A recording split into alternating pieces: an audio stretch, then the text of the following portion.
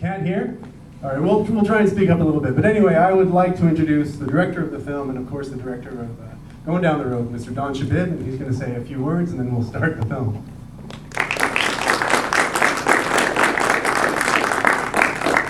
Thank you. Is this close? Can you hear me now? That's kind of good. This is more of a continuation of the story rather than a sequel, because it feeds back upon itself, and it was quite an emotional experience making it because of three important people who were in it had passed away.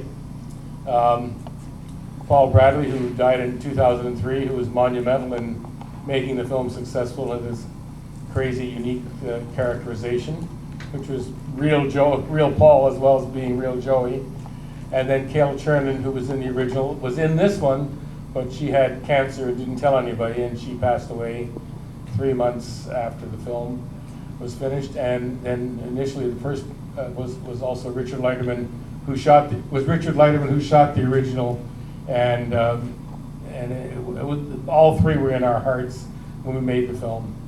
Anyway, I hope you enjoy the film, and I think there's going to be a Q&A. The real burning question is, why now? I gather that you resisted doing another movie for a long time. It had come up before, correct? So why now? Well, I did, but people were bugging me for years, especially Paul Bradley. You know, he was always looking for a gig, you know, and he always said, "Come on, Donnie, let's do Pete and Joey go back east. They start in Vancouver and go back to Cape Breton." But after Paul's death, you know, then I really lost interest in it, and then Kale Chernin, who played Celine in the film and eventually was sick with cancer when the film was made, and passed away 3 months after the film. She was pushing me, and finally somebody came up and said, you know, a producer said, "Well, Don, if you will sit down and see if you can write a story, I'll help to produce it." Well, when somebody who was actually really going to do something about it, so I sat down, and the story came together in about 3 or 4 days, very quickly. I mean, it took me longer than that to write the whole thing out, but once I got the basic structure of it, I figured this is going to work, and so I jumped in. Paul Bradley in the original, I think, is astonishing. It's really an uncanny performance, and his presence sort of hangs over this whole movie. So, do you want to maybe talk about Paul a little bit? Because I think he was a very interesting man, wasn't he?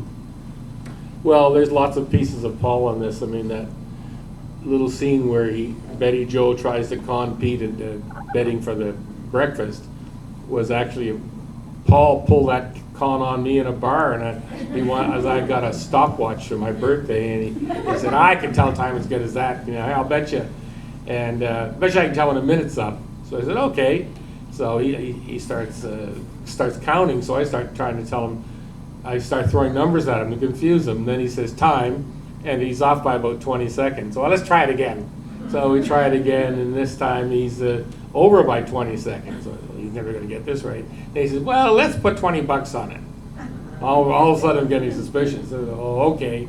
So he starts counting, and I start trying to screw him up, and he says time, and he's right to the second. And then I realized, I looked over my shoulder, and I'm sitting right under a clock. And that was Paul. He was always, like I said in this, several times in the film, he'll give you the shirt off his back, but it was the shirt he stole from you the week before. And Paul, his life was very similar to what Joey was in the film, you know. Does anybody have any questions?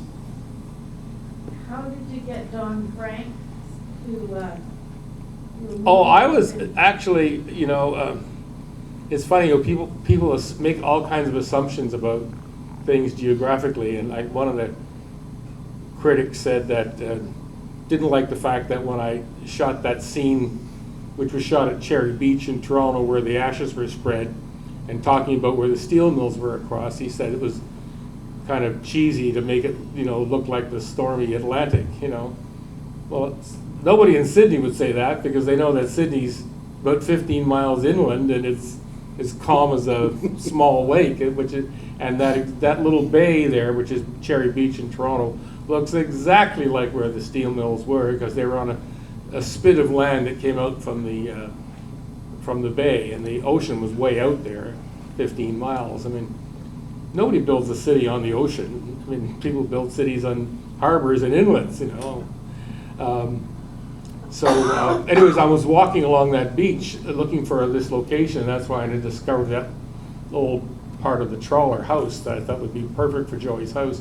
And there was Don Franks walking his dog. And he said, what are you doing? I said, I'm doing this, you know, a remake of Going Down the Road. He said, I want to be in it. I don't care what. I'll just be an extra. I don't care. I just want to be in it. So when it came time to find the sort of perfect hippie BC farmer to hide the car, and he would be the perfect guy, and he was bang on, of course, what he did. My family, we came from England. We were immigrants. We moved here in 1967. And I'm just old enough to remember watching the original film on TV a number of times. And when I spoke to Doug McGrath, I mentioned this to him. I said, this movie has come up so often in conversations in my family home. My dad loves that film. And I said, when I tell him that I spoke to you, he's going to be very excited. So we got, just as we were finishing, he said, well, you say hi to your dad for me. So I did immediately. I called my dad right afterwards and I said, Pete McGrath says hi. And you should know that, I've told my dad in the past, hey, I've interviewed Brian Wilson today, or I've interviewed whatever. I've interviewed some impressive people. He's never impressed, but that really meant something to him. And indeed, the film really meant something to him, and I think a lot of people, which I guess. Well, Brian Wilson's pretty impressive. Brian Wilson's pretty good, but he was, Doug McGrath was a way better interview. Because I roomed with, for 3 years at UCLA, I roomed with a guy, Neil Jardine. Really? It was Al Jardine's brother. You did not. Yes, I did. Yeah, and as a matter of fact, and Neil and I were both classical fans, and I just started surfing. I surfed for about 3 years when I was in grad school, and Neil came in one day and he said, "My brother's joined this group, and he's just made this record. He was an original member of the Beach Boys, then he left, and then they made a couple of hit singles. Then he came back, and the first record he did with them. So Neil had the first 15-inch original tape, and he played it, and it was fun. No way. Yeah. All right, ladies and gentlemen, you did not know this about Don Shebib. One of the original, almost a Beach Boy. Almost. An original surfer, though. See, I would never have guessed that. Yeah. One other, Jane Eastwood. It's funny to me that Jane Eastwood has become, in her own way, quite iconic, I think. I don't think I can remember many Canadian TV shows that haven't had Jane Eastwood in them at some point. Well, she not only was in this one, which she's wonderful in, but also she was in the original, but also she was in the spoof that SCTV did, which was, I don't know if you've never seen it, it's excruciatingly funny. It's really, you like that? Oh, I loved it. I thought it was fabulous. You know what? I can tell you what it was called because I was watching it. Garth and Ted and Alice or something. That's right. It was called, no, hang on, no, I can't find it. Never mind. But here you go. Maple Leaf Films presents. Sorry.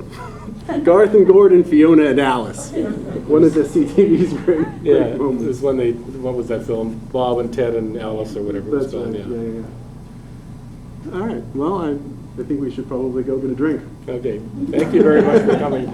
Congratulations. That was a great day.